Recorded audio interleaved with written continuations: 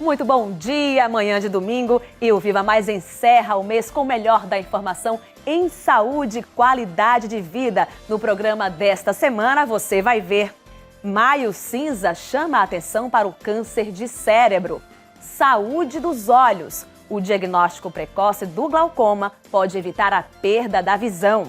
Unimed Sergipe, cirurgia bucomaxilofacial tem cobertura de planos de saúde. Veja também: Dia Mundial Sem Tabaco. Veja os riscos dos cigarros eletrônicos. E ainda, a receita de hoje é tigela de frutas com granola super saudável. O Viva Mais está só começando.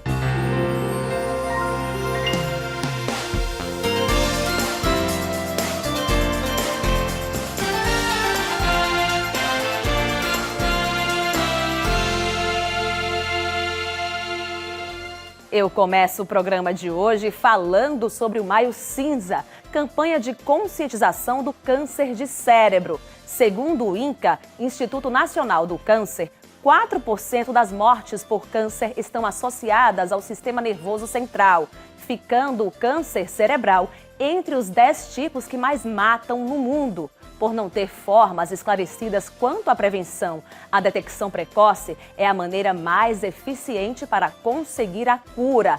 Acompanhe os detalhes na entrevista.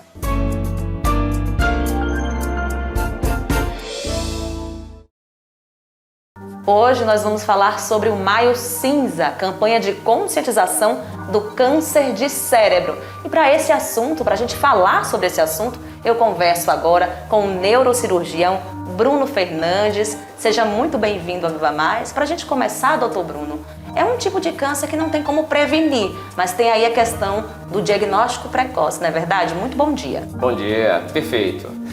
Os tumores cerebrais têm essa peculiaridade. De fato, a gente não tem como prevenir o aparecimento desses tipos de tumores, mas o diagnóstico precoce ele é super importante. Uma vez o paciente reconhecendo os sinais e sintomas pertinentes e fazendo o diagnóstico numa fase mais precoce, a gente consegue instituir as terapias, o tratamento de maneira mais adequada. Entendi. Em relação às causas, elas já são assim bem definidas ou não são tão conhecidas assim? Não são tão conhecidas. Mas a gente tem dois tipos principais de tumores cerebrais. Aqueles que são próprios do sistema nervoso central, ou seja, aqueles que nascem de células do cérebro, e aqueles que vêm de outras partes do corpo, que são as metástases, né? Então a gente divide esses tumores cerebrais em primários do cérebro, ou seja, nasceram no cérebro, e aqueles que vieram de outras regiões do corpo. Vieram, por exemplo, de uma metástase de um tumor de cólon ou de pulmão, por exemplo. E aquela história de mudanças no DNA das células, o que isso tem a ver? Então, isso faz parte do processo de geração de qualquer tipo de câncer. Em qualquer tipo de câncer, há uma modificação da célula normal do corpo em uma célula cancerígena, que ela é mutada e começa a se reproduzir de maneira desorganizada. Entendi. Doutor Bruno, em relação aos sintomas, porque eles podem se assemelhar a outros de outras enfermidades parecidas, e aí para a gente ter um diagnóstico correto, quais são os sinaizinhos aí de alerta? Pronto, perfeito. Essa pergunta é muito interessante, muito importante. A gente sabe que o cérebro é dividido em regiões. Cada região do cérebro é responsável por uma função. Então a gente tem uma região do cérebro responsável pela movimentação do lado direito do corpo, uma região responsável pela fala. Então se o tumor ele acomete a região da fala, por exemplo, o paciente perde a capacidade de falar de maneira adequada. Se esse tumor ele acomete a região do movimento do lado do corpo direito, esse paciente ele evolui com a fraqueza do lado do corpo direito. Então a grande mensagem é: se aparecer qualquer sinal neurológico, por exemplo, fraqueza do lado do corpo, dificuldade para falar, ou até mesmo a mudança de padrão da dor de cabeça, a pessoa era acostumada a ter dor de cabeça com um certo padrão, esse padrão modificou, tudo isso são sinais de alarme que justificam buscar serviço médico para que seja pedido exames e que se faça um diagnóstico precoce. E falando aí, né, em diagnóstico precoce, como é que é feito, como é que é realizado hoje esse diagnóstico para o câncer de cérebro? Pronto. Em caráter de triagem inicial, a gente geralmente solicita tomografia de crânio sem contraste. Mas, em existindo alteração ou uma forte suspeita, o exame de escolha acaba sendo a ressonância magnética com contraste. As pessoas ainda têm um medo, né? Quando fala assim, exame com contraste. Por que desse medo todo, doutor Bruno? De certa forma, é um medo não tão justificado, né? Porque o que é o contraste? O contraste é uma substância que se injeta por via venosa, que vai fazer, digamos assim, acender, aumentar o contraste de uma eventual lesão tumoral. Então, uma lesão que ela não era tão evidente na tomografia ou na ressonância, principalmente, com o contraste ela se torna mais evidente. A enorme maioria das pessoas não vai ter nenhuma reação adversa importante com o uso de contraste, mas, como qualquer substância, qualquer medicação, existem pessoas que têm reações adversas. E talvez seja essa a origem do grande medo em relação aos contrastes. O grande cuidado que a gente acaba tendo em relação aos contrastes é a questão de se reparar para a função renal, mas isso é uma coisa que os serviços de radiologia, todos eles, prestam atenção, faz parte da rotina deles, né? Não faz nenhuma diferença. E outra nuance que é importante ressaltar é que contraste não é uma coisa única, não é uma coisa só. O contraste de tomografia é um, o contraste de ressonância é outro. Então, o paciente que eventualmente teve alguma reação adversa com o uso de contraste de tomografia, não quer dizer que ele tem problemas com contraste de ressonância. São coisas distintas, são substâncias diferentes. Entendi. E como é que está aí o tratamento? Qual é o cenário? O câncer de cérebro, ele pode ser curado? Existe essa possibilidade? Como é que é? Sim. Existem vários tipos de tumores, né? Alguns com tratamento curativo, outros não. Agora, o grande detalhe é que o tratamento do câncer, dos tumores cerebrais, em geral, ele é feito de maneira multidisciplinar. Então faz parte do tratamento não só o neurocirurgião, mas também o oncologista, o radioterapeuta e os demais membros da equipe multidisciplinar. Porque diante de um paciente, a gente não vai tratar uma doença, a gente trata um paciente. O paciente tem um problema. Então a gente vai discutir com os demais membros da equipe a melhor estratégia para poder tratar aquele dado paciente. Se essa estratégia for, por exemplo, cirurgia seguida de radioterapia e quimioterapia, assim será feito. Mas algumas vezes o tratamento de outro paciente vai ser apenas a radioterapia e a quimioterapia sem passar pela cirurgia. Já outros vão ser tratados de maneira adequada somente com a cirurgia. Então isso depende muito do tipo de tumor. Não existe uma resposta única. Então para cada paciente a gente vai definir uma estratégia que a gente acredita que vai ser a estratégia com maior chance de sucesso.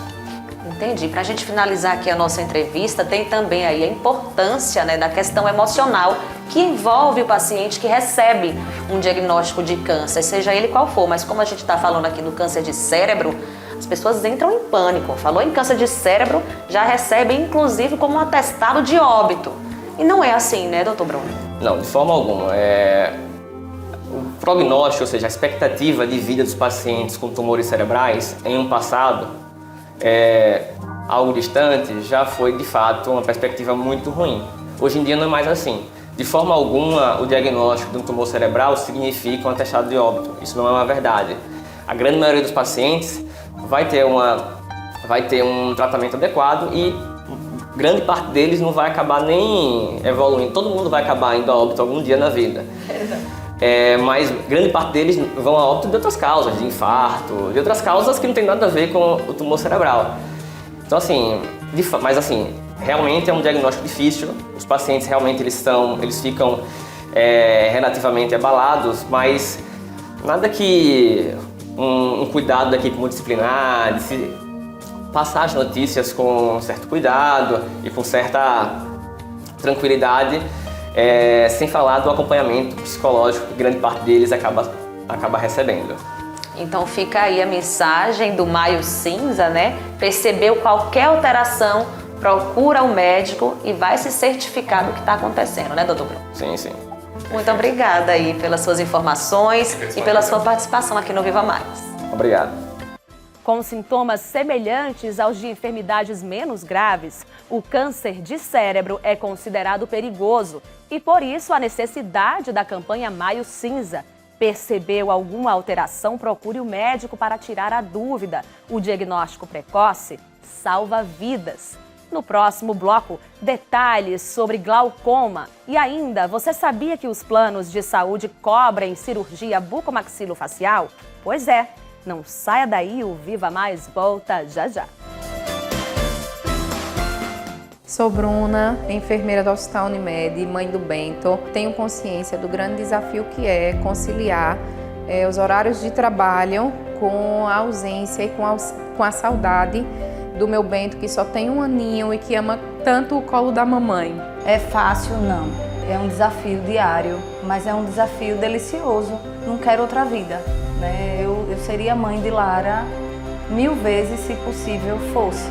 O fato de as mães não estarem em casa full time com as crianças não descredibiliza o amor e a atenção que a mãe tem pelo filho. É muita saudade que é sentida durante o dia. A maternidade ela é isso, a maternidade é dividir, a maternidade é amor, a maternidade é cuidado. A maternidade é o amor mais próximo do amor de Deus, porque a mãe ama o filho exatamente como ele é, com todos os defeitos, todas as limitações, todas as qualidades. Isso é inquestionável. É um amor que transborda, que enche o coração da gente. Então a gente vai errar, a gente vai chorar junto, mas no final a gente vai abraçar, a gente vai se olhar nos olhos e vai dizer eu te amo. Só Deus ama um filho assim.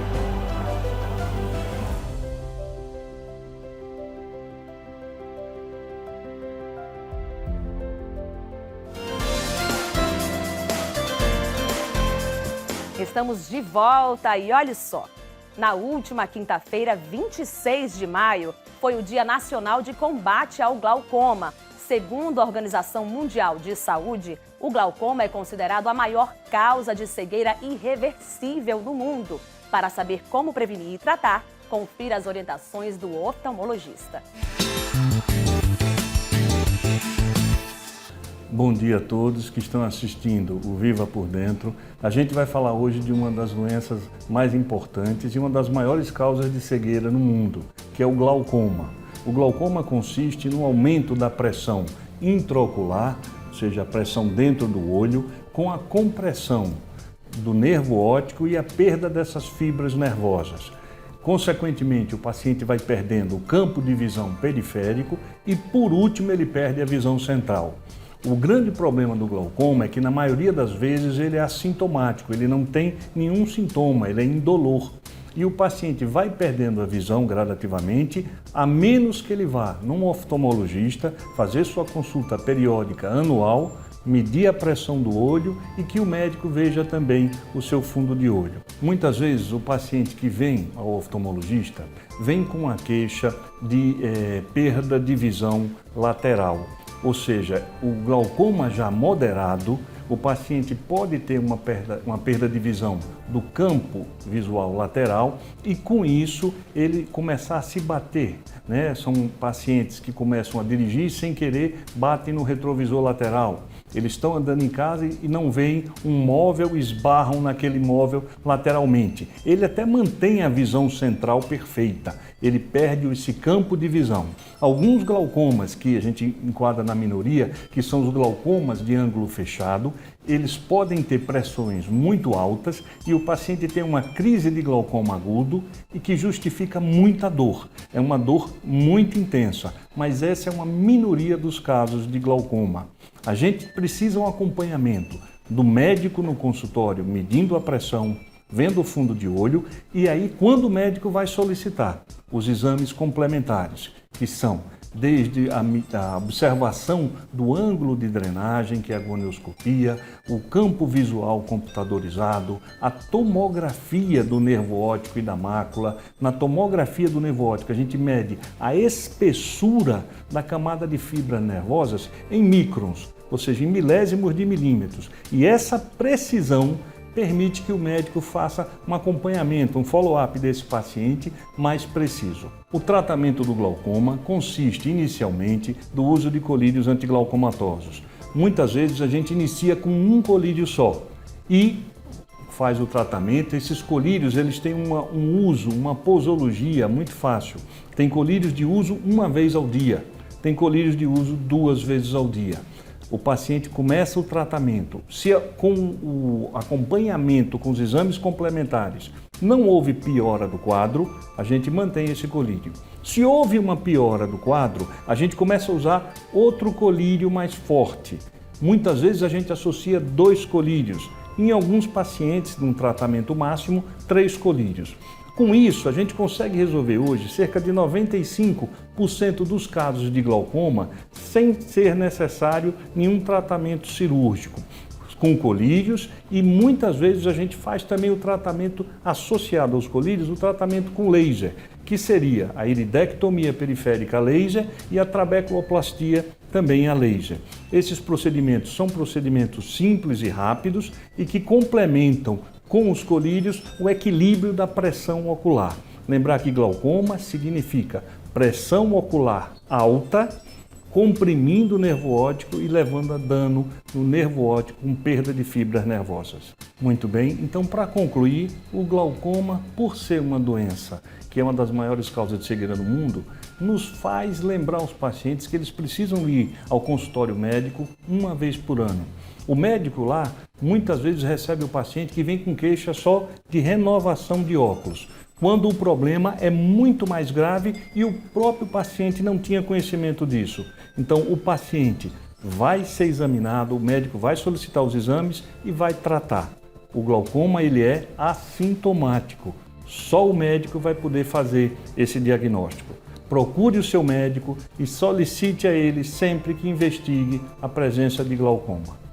Um bom dia.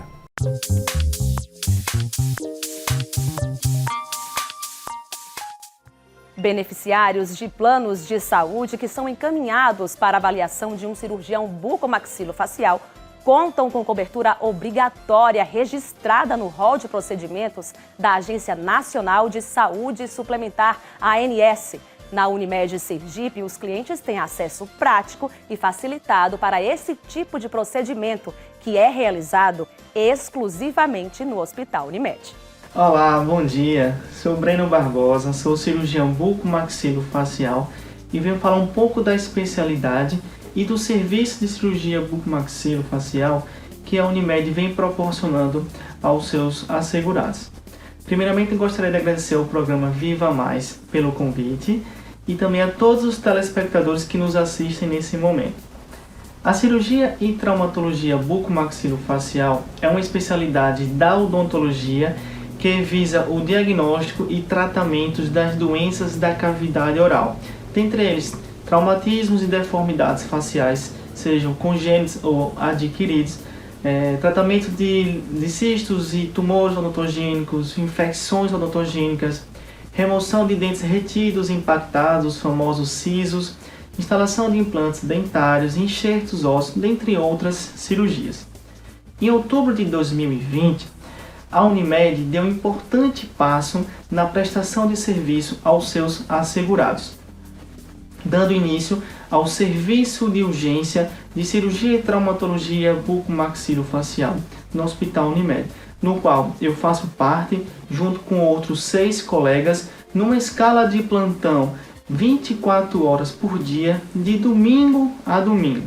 Ou seja, um paciente do plano Unimed que venha ter qualquer acometimento, intercorrências na face ou na cavidade oral, seja um traumatismo facial, de um acidente, de uma agressão física, uma queda da própria altura que gerou um trauma, até mesmo uma fratura facial, uma cirurgia odontológica que evoluiu para uma hemorragia, uma infecção odontogênica, esses pacientes eles podem procurar o serviço de urgência do Hospital Unimed e lá serão prontamente atendidos por um especialista. Compartilho com vocês uma breve estatística do nosso serviço de outubro de 2020 até o presente momento, no qual realizamos cerca de 60 atendimentos. E o mais importante, a grande maioria tiveram resolutividade na própria urgência, tendo alta hospitalar o mais breve possível. E algumas outras necessitaram de anestesia geral, ou seja, procedimentos a nível do centro cirúrgico, Dentre eles, operamos fraturas de mandíbula, fraturas de órbita, tratamentos de infecção odontogênica, e esses pacientes tiveram o acompanhamento da nossa equipe e a alta hospitalar posteriormente quando tiveram um quadro clínico favorável para a alta. Outro fator importante é que com o serviço de cirurgia bucomaxilofacial, os pacientes que necessitam de cirurgia ortognática, ou seja, aquelas cirurgias que o paciente tem um queixo muito para frente, precisa recuar, o inverso, um queixo muito curto, precisa avançar, excesso vertical de maxila, que tem aquele sorriso gengival, ou seja, essas cirurgias ortognáticas, bem como as cirurgias reconstrutivas, que os pacientes precisam passar por uma cirurgia de enxerto para posteriormente ter uma reabilitação oral protética, esses pacientes que necessitam de tais cirurgias, eles terão toda a cobertura do plano Unimed sem nenhum ônus para eles. Isso só vem ratificar todo o comprometimento da Unimed em prestar o melhor serviço de saúde e de qualidade aos seus usuários. E eu tenho muito orgulho de fazer parte desse serviço. A seguir, os riscos dos cigarros eletrônicos para a sua saúde. E mais, a receita de hoje é super saudável. Tigela de frutas com granola. É daqui a pouquinho, logo depois dos comerciais. Eu não consegui ir àquela reunião da escola. Estou dando muito colo. Será que ela não comeu direito porque eu não decorei a lancheira? Eu não deveria deixar ele assistir a tanto desenho. Existe um jeito certo de ser mãe? Eu sou uma mãe real, humana, que acolhe, que comete falhas e dá o seu melhor. Uma mãe que encara o desafio de ser mãe sem julgamento. A melhor receita para a maternidade, a sua. Cuidar de você, esse é o plano. Unimed.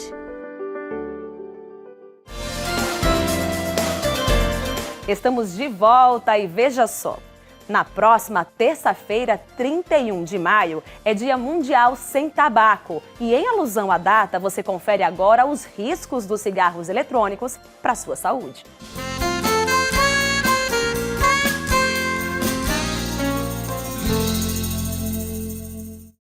Olá, bom dia! No Vivendo Melhor de hoje, nós vamos falar dos riscos do uso dos cigarros eletrônicos, já que no dia 31 de maio comemoramos o Dia Mundial Sem Tabaco.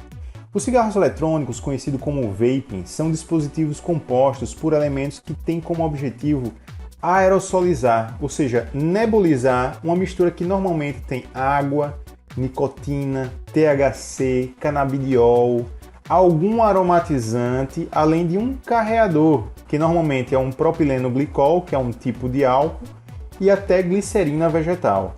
Certas canetas permitem aos usuários ajustar a temperatura na qual ocorre a aerosolização, que podem resultar em um aumento de concentrações de substâncias tóxicas, que podem levar a lesão no pulmão e das vias aéreas. Uma das substâncias tóxicas encontradas nos cigarros eletrônicos foi o acetato de vitamina E, que é como se fosse um óleo. Esse óleo que acaba sendo inalado por esse dispositivo. E quando inalado, ela gera um estresse oxidativo, de citocinas pró-inflamatórias, citotoxicidade, gera dano oxidativo até no DNA, levando a alterações na homeostase pulmonar, por ativação de macrófagos alveolares e neutrófilos, que por sua vez levam a uma reação inflamatória exacerbada, capaz de lesar todos os campos pulmonares. Por isso que pacientes com DPOC e bronquite crônica têm elevado risco de exacerbar usando esses dispositivos. Então eles são contraindicados para esses pacientes que já têm alguma patologia pulmonar de base. O vaping ele pode causar uma gama de efeitos adversos à saúde, que podem incluir envenenamento por nicotina, até trauma por explosão do dispositivo, patologias no intestino, no coração e até no sistema nervoso central. Mas de longe, os sintomas respiratórios são os mais prevalentes, os mais incômodos e os que podem representar potencial risco de vida para o paciente. Pode levar a um quadro de falta de ar intenso, tosse, que pode ser seca, às vezes produtiva e pode até tossir sangue, chiado no peito, pode levar até um pneumotórax e pode levar também a uma doença pulmonar extremamente grave, lesando completamente ambos os pulmões, precisando ser entubado e colocado num ventilador mecânico. E alguns pacientes ficam tão graves que precisam ser colocados até em membrana de oxigenação extracorpórea, o famoso ECMO, que ficou muito falado durante esse período de pandemia para os pacientes que tiveram Covid-19 grave, certo? A Sociedade Brasileira de Pneumologia e Tisiologia, a Associação Médica Brasileira, AMB, o Conselho Federal de Medicina, o CFM, dentre outras principais entidades e sociedades médicas ligadas à cessação do tabagismo, já se posicionaram recentemente contra a liberação, contra a comercialização, contra a importação e contra propagandas de quaisquer dispositivos eletrônicos para fumar, que nada mais é do que a manutenção do que é atualmente, que são proibidos de serem comercializados. Bom, essas foram as minhas informações e até a próxima oportunidade.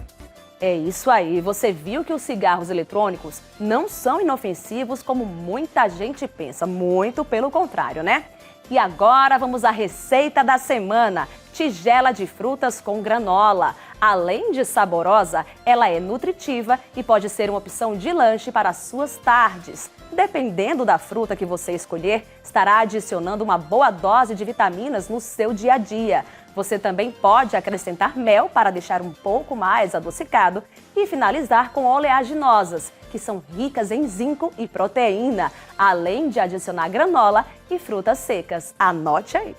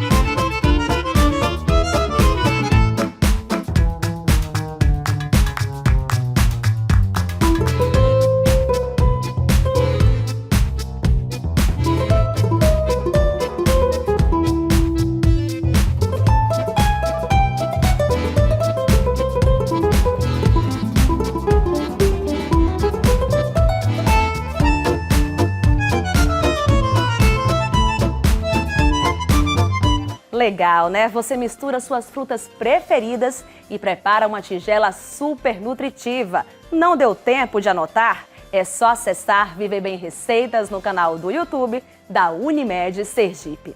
E o Viva Mais de hoje fica por aqui. Para saber mais sobre o programa, acesse o site da Unimed Sergipe, www.unimed.se.coop.br ou ainda as redes sociais da cooperativa, sempre Unimed SE. Agora preste bem atenção que eu tenho algo muito importante para falar. É com muita gratidão que eu anuncio hoje que o Viva Mais encerra o seu ciclo aqui na TV Atalaia Rede Record.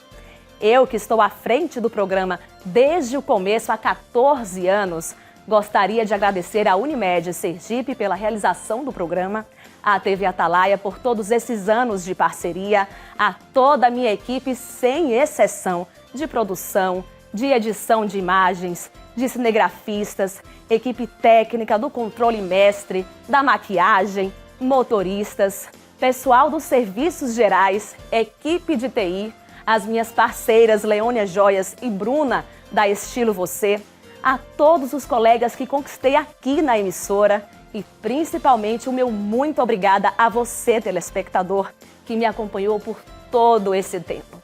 Obrigada pela audiência, pelo carinho e pelo respeito ao meu trabalho. A todos uma ótima semana e a gente se vê por aí, claro, em novos projetos.